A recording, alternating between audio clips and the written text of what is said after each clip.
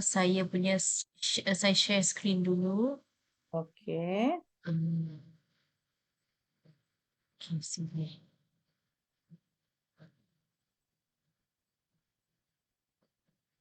Okey, jadi Bismillahirrahmanirrahim. Selamat petang Puan Elsie dan salam sejahtera. Salam sejahtera. Okay, saya akan membentangkan projek inovasi saya. Okey, yang bertajuk Kesumflix. Saya merupakan guru di SMK Panco Seremban. Komuniti saya ialah masyarakat Kampung Panco Seremban. Hampir 70% penduduk kampung ini gemar menanam pokok herba seperti daun kesum, iaitu Polygonum minus. Namun, penanaman daun kesum memerlukan tanah yang sentiasa lembap untuk kekal subur. Hasil tumbuh-bual ke atas 5 orang penduduk kampung mendapati daun kesum akan layu dan berwarna kekuningan jika tanahnya kering. Jika musim kemarau, pokok kesum layu dan mati. Ini menyebabkan keputusan bekalan daun kesum. Daun yang layu pula tidak laku dijual kerana hilang nilai estetikanya. Kesum yakni Polygonum minus merupakan tanaman yang memiliki kandungan kimia fenolik, flavonoid, alkaloid, steroid, terpenoid dan tannin yang berfungsi sebagai antibakteria. Kajian oleh Famela 2013.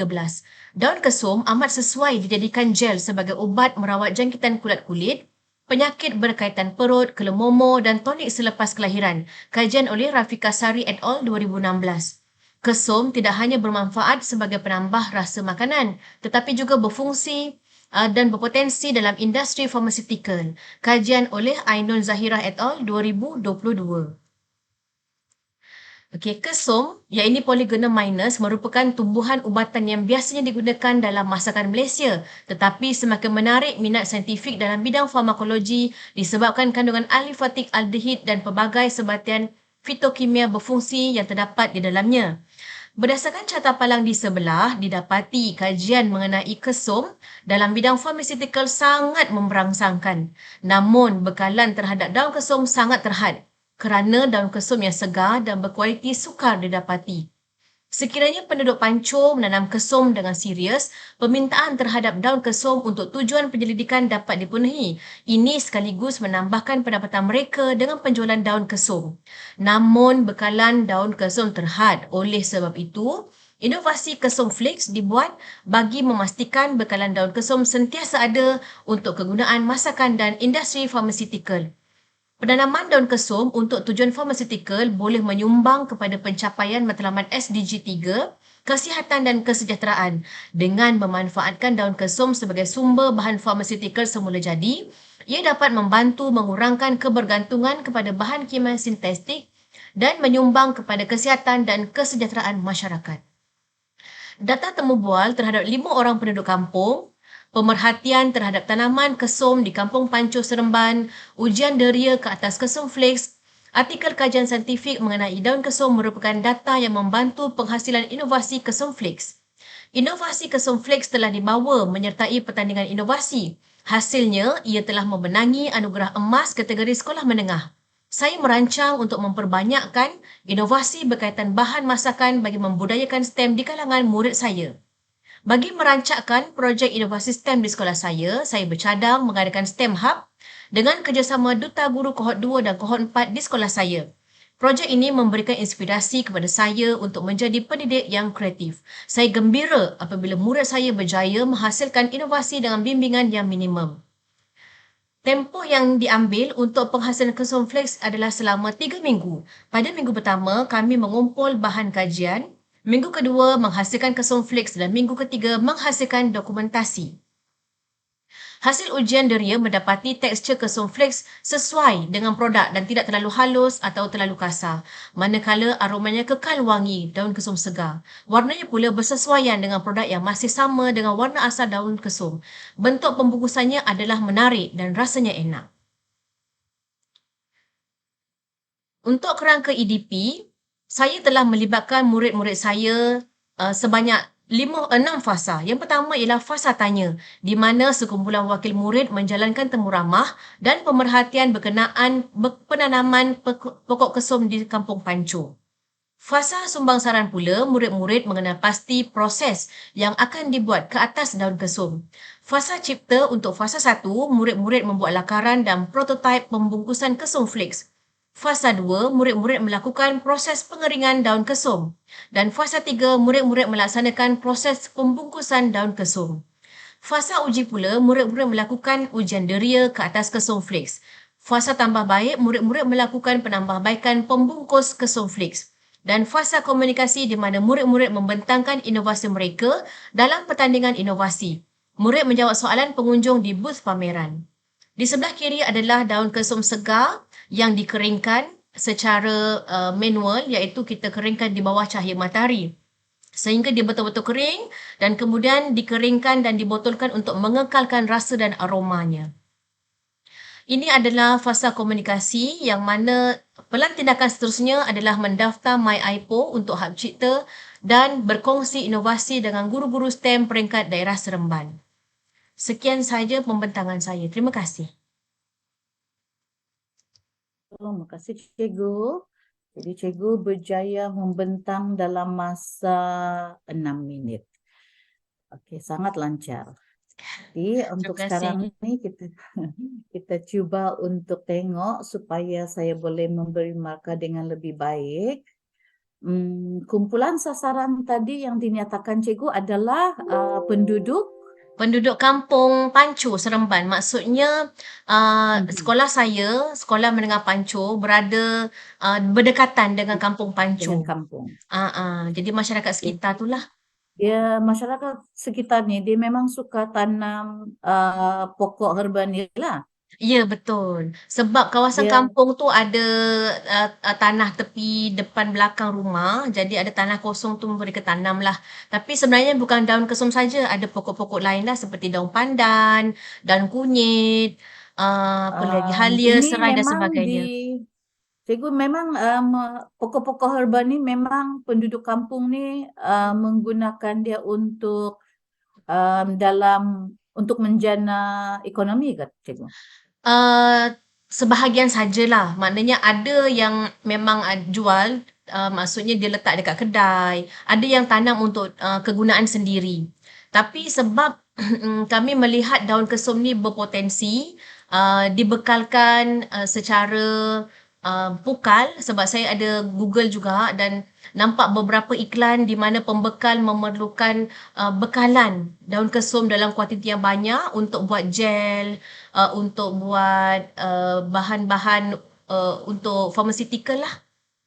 Okey, Cikgu, jelas.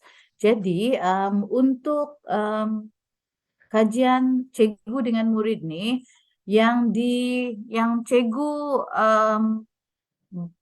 cuba inovasi adalah saya tengok lagi mana satu tu Cikgu, penghasilan bahan yang boleh yang tadi dalam botol tu, yang ni. Isu tadi adalah apa isu dia?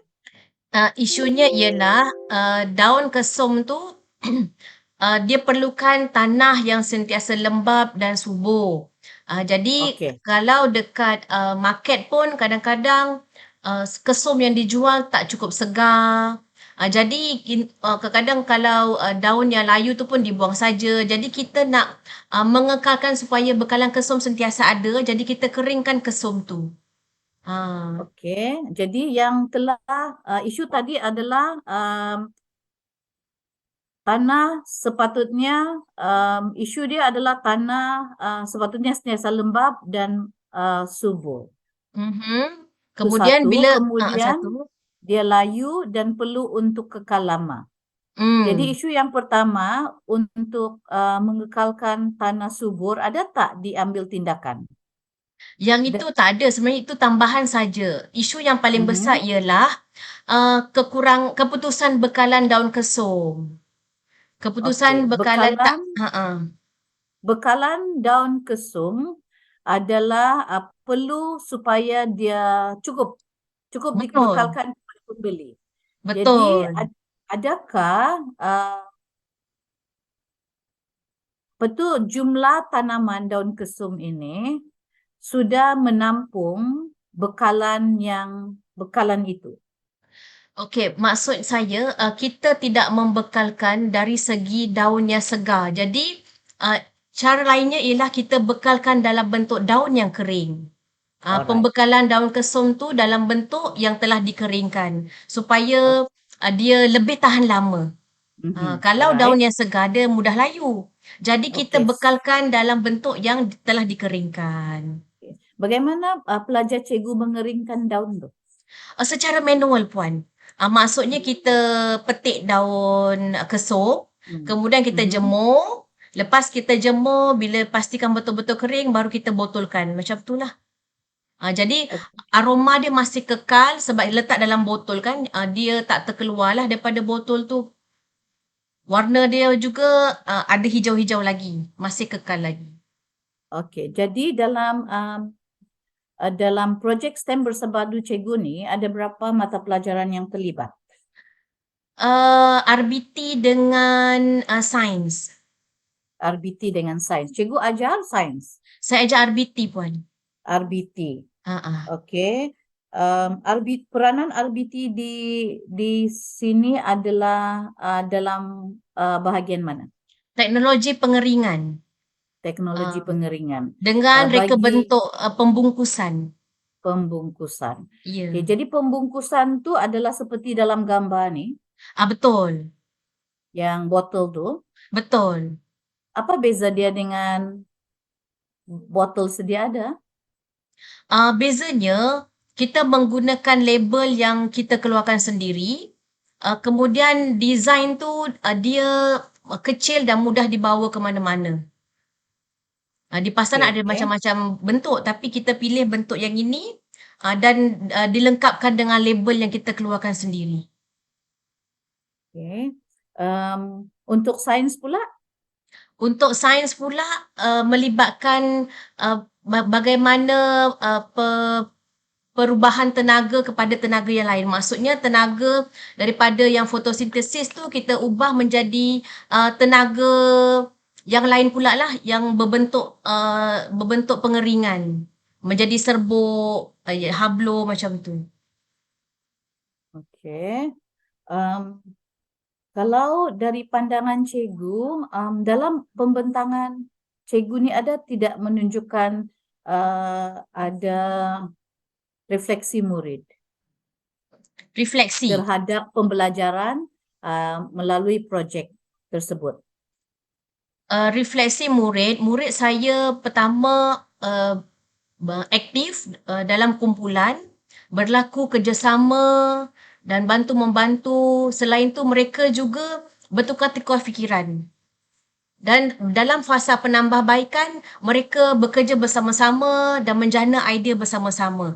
Jadi refleksinya ialah murid saya semakin aktif dan bertambah minat terhadap STEM. Okey. Apa penambahbaikan yang cikgu ingin buat untuk projek yang seterusnya? Untuk seterusnya, saya bercadang projek ni saya nak daftarkan MyIPO. Kemudian saya nak beritahu kepada rakan-rakan RBT dan juga guru-guru STEM bahawa bahan masakan banyak bahan masakan yang kita boleh awetkan, yang kita boleh simpan dia supaya tahan lama. Salah satunya ialah dengan cara pengeringan.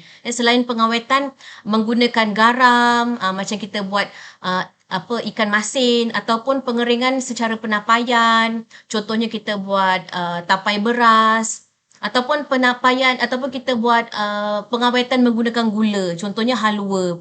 Maksudnya kita boleh mengamalkan ekonomi kitaran dalam kehidupan kita. Ekonomi kitaran ini berlawanan dengan ekonomi linear. Ekonomi linear ini iaitu kita guna, pakai, kita hasilkan, pakai dan buang. Tapi kalau ekonomi kitaran, lepas pakai kita boleh ulang semula, ulang untuk menjaga kelestarian alam sekitar. Okey. Baik, sangat baik. Ujian deria. Sekolah murid menjalankan pemahaman dan keadaan penambahan kesum. Murid mengenal pasti proses dibuat di atas daun kesum. Murid membuat lakaran prototipe pembungkusan kesum. Murid melakukan proses pengeringan daun kesum. Selain daripada, adakah murid mencuba cara lain pengeringan selain daripada mengeringkan secara menggunakan tenaga cahaya matahari? Ada. Kalau cuaca tak panas terik, maknanya daun kesum tu kurang kering, dia masih lembap, kita boleh masukkan dalam ketoha gelombang mikro. Kita masuk dalam microwave, jadi memang nanti daun tu akan betul-betul kering lah. Jadi daripada situ kita boleh guna kombinasi manual dengan microwave oven. Ada tidak Maksudnya dengan cara itu daun kesum akan kekal terpelihara dari segi aromanya dan nilai-nilai estetika dia. Ada tidak cikgu memberi peluang kepada murid untuk berkreatif dalam memikirkan, terutama dalam masa fasa cipta ini, untuk memikirkan langkah-langkah seperti tadi yang telah cikgu nyatakan tu, sama ada menggunakan secara kaedah tradisional bawah matahari, menggunakan microwave oven, menggunakan oven ketuhar biasa. Ada tidak mereka buat eksperimen seperti itu, cikgu? Ada juga yang bergurau kata guna iron pun boleh kan. Okay. Uh-huh. Tapi saya tidak menggalakkanlah sebab saya khuatir cedera ke apa kan. Jadi murid kan ada macam-macam idea. Jadi setakat ni macam tu lah. Guna iron ke, guna hair dryer ke, janji bila kena panas daun tu kering. Tapi akhirnya kita akan mendapat satu produk kesum tu keping, menjadi bentuk keping-kepingan. Kesum flakes nama dia. Jadi dari Okay, segi custom fasa flex. pengeringan tu memang banyak idea yang kadang kita tak terfikir pun. Murid saya memang kreatif. Yeah. Okay. So, terima kasih cikgu, sangat cantik cikgu punya inovasi ini. Dan sudah pun mula dipasarkan di mana cikgu? Di sekolah? Setakat ni sesama guru-guru panitia sajalah. Saya Ah, belum berani lagi memasarkannya di orang kampung sendiri ke kan. Sebab kenapa mereka cikgu? Sebab dari segi pemasaran saya belum ada pendedahan ataupun belum ada kemahiran untuk buat pemasaran. Kalau Hmm. sekadar mengajar, membuat inovasi, menjual-jual produk tu adalah, tapi kalau nak pasarkan saya belum ada keyakinan lagi. Oh, jadi murid ni belum ada buat aktiviti jual beli lah. Jual beli untuk kesonflik tak ada. Menggunakan penjualan ke atau menggunakan sebenarnya saya terfikir tadi kalau cikgu buat ni, cikgu Ha. hanya melibatkan subjek sains dengan RBT. Untuk STEM ni boleh juga gabungkan bahasa Melayu dengan matematik kan cikgu? Betul, cuma kekangan masa, kekangan Hmm. untuk mendapatkan kerjasama daripada semua guru. Jadi Hmm. disebabkan itu saya cuma membuat gabungan dua mata pelajaran sahaja. Okey. Jelas sangat pembentangan cikgu. So, cikgu ada soalan kepada saya? Soalan saya, untuk Shark Tank Mhm. ni kan nanti ada ke anugerah apa-apa ataupun apa-apa apa ya, hadiah ke? Saja nak tahulah puan. Saya tak tahu lah cikgu, yang itu kena tanya dengan TFM lah. Kami ni diminta untuk membantu saya sadakot. Kan? Takkanlah susah-susah buat macam ni, dia tidak ni. Dia tidak bagi pengiktirafan. Ada Saja. tu semasa convention kan? Kan, mana tahu. Ha. Yang kedua, Ha. markah yang saya dapat tu adakah melepasi tahap minimum yang puan bagi markah? Hmm. Lebih tahap Ya, minimum. Ya terima memang lebih. kasih. Ya. Tanya cikgu Okey. atas usaha cikgu tu ya. Ya, terima kasih puan. Sama. Oke. Ini dah boleh live ke Boleh. puan? Recording Boleh. stopped. Boleh. Okey. Boleh. Saya tunggu yang lain lagi lah. Terima Okey, kasih. terima kasih. Terima kasih cikgu. Sama-sama.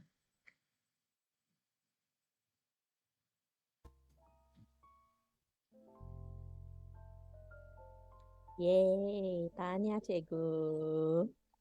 Pei Ah. Huan dengar ke? Dapat, kenapa?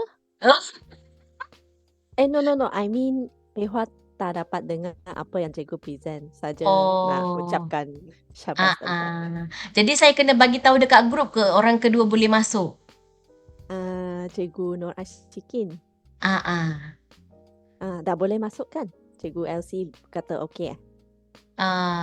Okey. Okey, saya leave Boleh cikgu. Okey, Thank terima you. kasih. Saya dah boleh Okay. masuk ke? Betul, Cikgu Ashikin boleh masuk dah. Alright.